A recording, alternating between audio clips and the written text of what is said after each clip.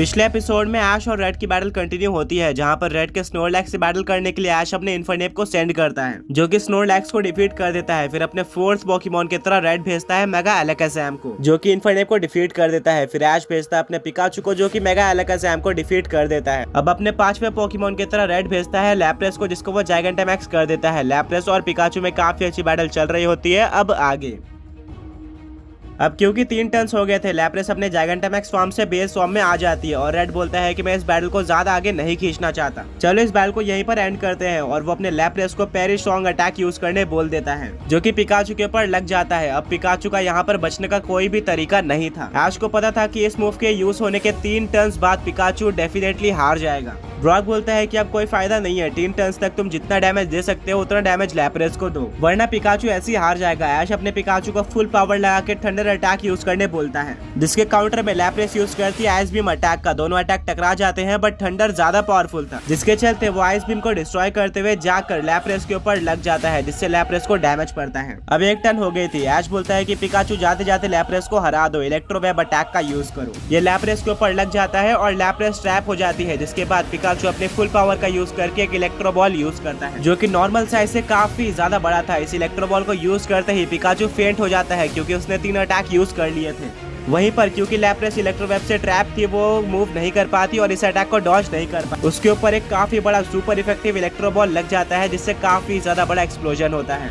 और लैपरेस भी हार जाती है। रेफरी बोलता है कि दोनों ही पोकेमॉन्स लड़ नहीं सकते, यानी कि ये बैटल एक टाई है। अनाउंसर बोलता है कि स्ट्रैटेजीज का काफी अच्छा क्लैश देखने को मिला है। पिकाचू ने जाते जाते भी लैपरेस को डिफीट कर दिया। वहीं पर लैपरेस ने पेरी स्ट्रॉन्ग अटैक का यूज करके इतने स्ट्रॉन्ग पिकाचू को बिना किसी एफर्ट के डिफीट कर दिया। अब दोनों ही ट्रेनर्स के पास उनका एक यानी कि फाइनल पोकेमॉन बचा हुआ है। देखते हैं वो पोकेमॉन कौन सा होने वाला है। रेड अपना आखिरी पोकेमॉन निकालता है और बोलता है कि मेरी सारी उम्मीदें तुम्हारे ऊपर है, तुम मेरे अब तक के सबसे स्ट्रॉन्ग पोकेमॉन हो। और इस पोकेमॉन भी हमारी जर्नी काफी अच्छी रही है और तुमने मुझे काफी सारी इंपॉर्टेंट बैटल जिताई है। बट अब क्या हमारी जर्नी आगे कंटिन्यू होती है या फिर यहीं पर एंड हो जाती है, ये इस बैटल पे डिपेंड करता है। अपना बेस्ट देना, जाओ चार्जार्ड। ग्राउंड में चार्जार्ड आ जाता है और रेड का चार्जार्ड काफी स्ट्रॉन्ग लग रहा था। वो एक रोर करता है, जिससे पूरी जमीन हिल जाती है। वहीं पर सब लोग सोच रहे होते हैं कि ऐश का लास्ट पोकेमॉन कौन सा होगा उसके नॉन लेजेंडरी टीम का। ऐश भी अपना 6th पोकेमॉन निकालता है। मिस्टी और सैना पूछते हैं कि ऐश का 6th पोकेमॉन कौन सा होने वाला है, पर ब्रॉक को पता था कि ऐश का 6th पोकेमॉन कौन सा होगा। तभी ऐश अपने पोकेबॉल को ग्राउंड में फेंकता है और सरप्राइजिंगली वो भी एक चार्जार्ड था, यानी कि ऐश और रेड दोनों ने ही अपने लास्ट पोकेमॉन की तरह चार्जार्ड को चूज किया था।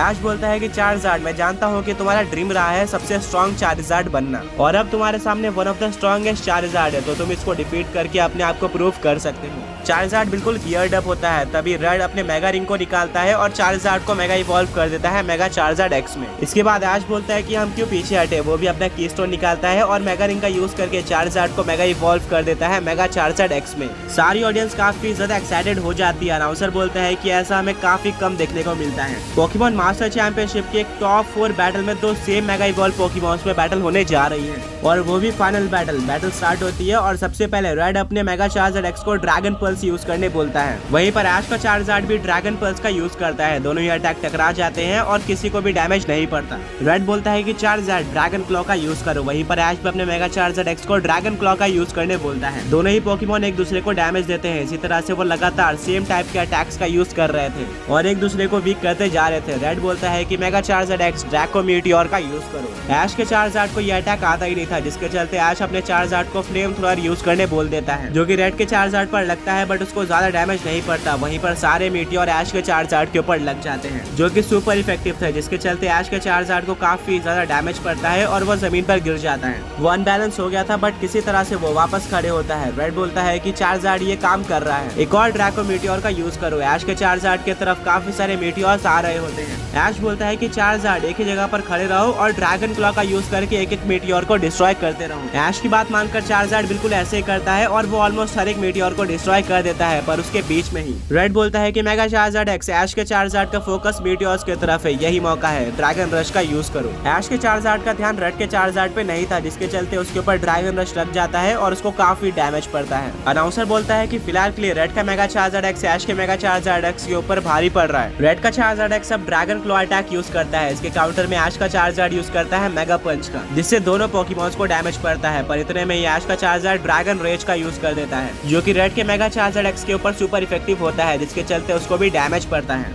दोनों ही पोकेमॉन सुपर स्ट्रॉन्ग लग रहे थे और एक दूसरे को काफी अच्छी टक्कर दे रहे थे। रेड बोलता है कि चलो इस बैटल को खत्म करते हैं, एक और ड्रैको मीटियोर का यूज करो। ऐश बोलता है कि चार्जार्ड इस बार डिस्ट्रॉय करने की जगह पे इनको फ्लाई करके डॉज करो। चार्जार्ड एक एक करके सारे मीटियोर को डॉज कर रहा होता है और वो धीरे धीरे रेड के चार्जार्ड की तरफ बढ़ रहा होता है। जैसे वो रेड के चार्जार्ड के पास आ जाता है, रेड का चार्जार्ड ड्रैगन रश का यूज कर देता है, जिससे ऐश का चार्जार्ड वापस से जमीन पर गिर जाता है। इस बार लग रहा था कि ऐश का चार्जार्ड दोबारा नहीं खड़ा हो पाएगा, बट वो किसी तरह से वापस खड़े होता है। इतने में ही रेड का चार्जार्ड एक और ड्रैको मीटियोर का यूज करता है। अनाउंसर बोलता है कि रेड के चार्जार्ड ने पूरी तरह से ड्रैको मीटियोर को डॉज कर लिया है, ऐश इसको कैसे काउंटर करेगा। पिछले बार की तरह ऐश अपने चार्जार्ड को इसको फ्लाई करके डॉज करने बोलता है। चार्जार्ड बिल्कुल ऐसे करता है और वो दोबारा से रेड के चार्जार्ड की तरफ बढ़ता है। जैसे ही वो पास आता है, रेड का चार्जार्ड दोबारा से ड्रैगन रश यूज करता है, पर चार्जार्ड ऊपर चले जाता है, जिससे वो बच जाता है। ऐश बोलता है कि चार्जार्ड यही मौका है, साइज़मिक टॉस का यूज करो। ऐश का चार्जार्ड रेड के चार्जार्ड को पकड़ लेता है और वो उसको आसमान में लेकर जाकर गोल गोल घुमाता है और नीचे पटक देता है, जिससे काफी ज्यादा बड़ा एक्सप्लोजन होता है और हर तरफ धुआं हो जाता है। रेड बोलता है कि क्या तुम्हारे मेगा चार्जार्ड एक्स को साइज़मिक टॉस भी आता है। ऐश बोलता है कि हाँ, ये मेरे चार्जार्ड का सिग्नेचर अटैक है। अनाउंसर बोलता है कि ऐश के चार्जार्ड ने काफी स्ट्रॉन्ग मूव यूज किया है रेड के चार्जार्ड पर। देखना होगा कि रेड का चार्जार्ड बचा है या फिर वो अभी भी लड़ सकता है। अभी भी धुआं नहीं हटा था। ऐश का चार्जार्ड बिल्कुल कॉन्फिडेंट होता है कि वो बैटल जीत चुका है,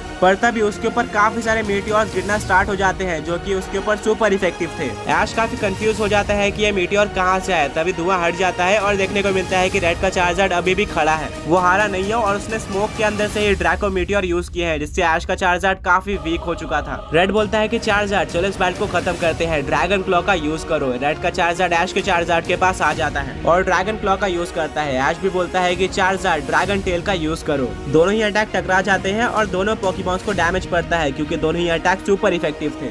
ऐश का चार्जार्ड जमीन पे गिरा हुआ था, क्योंकि वो ऑलरेडी काफी ज्यादा वीक हो चुका था। वहीं पर रेड का चार्जार्ड अभी भी खड़ा था। रेड एक स्माइल देता है और बोलता है कि फाइनली मैं टॉप 2 में पहुंच चुका हूं। तभी ऐश का चार्जार्ड वापस खड़े हो जाता है और रेड का चार्जार्ड नीचे गिर के बेस फॉर्म में आ जाता है, यानी कि फाइनली ऐश का चार्जार्ड जीत चुका था। उसने प्रूफ कर दिया था कि वो अब तक का one of the strongest Charizard है। ऐश काफी ज्यादा खुश होता है और वो अपने चार्जार्ड को गले लग जाता है। ऐश का चार्जार्ड भी काफी खुश होता है। वहीं पर रेड काफी सैड होता है और वो अपने चार्जार्ड के पास जाता है और बोलता है कोई बात नहीं, तुमने अपना बेस्ट दिया, बट इसके बाद भी तुम हार गए। इसका मतलब ऐश का चार्जार्ड ही ज्यादा स्ट्रॉन्ग है। रेड अपने चार्जार्ड को पोकेबॉल के अंदर वापस लेता है और वो ऐश के पास जाता है उसको कांग्रेट्स करने। वहीं पर ऐश के फ्रेंड्स भी यानी कि ब्रॉक, मिस्टी और सरीना भी ऐश को कांग्रेट्स बोलते हैं।